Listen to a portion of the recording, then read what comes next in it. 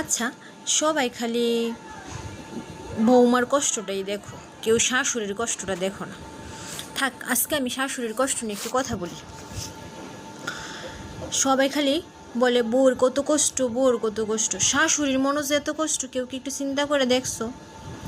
এই যে শাশুড়ির শাশুড়ি, তারে যে পরিমাণ কষ্ট দিছে, সে রান্না না পারলে সে তো ইউটিউব দেখতে পারে নাই, তো শাশুড়ি জিজ্ঞেস করে করে রান্না করতে হয়েছে।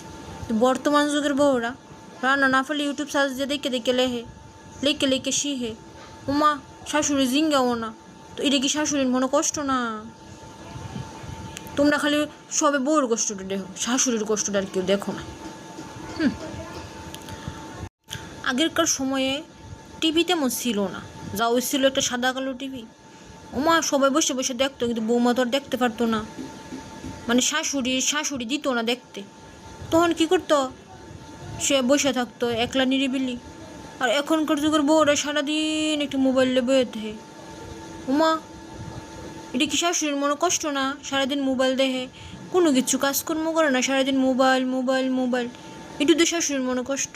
এটা তো তোমরা বুঝতে হইব না, শাশুড়ির মনে কত কষ্ট। শাশুড়ি টিভি দেখতে দিছে না, আর তোমরা সারাদিন খালি মোবাইল টিপো।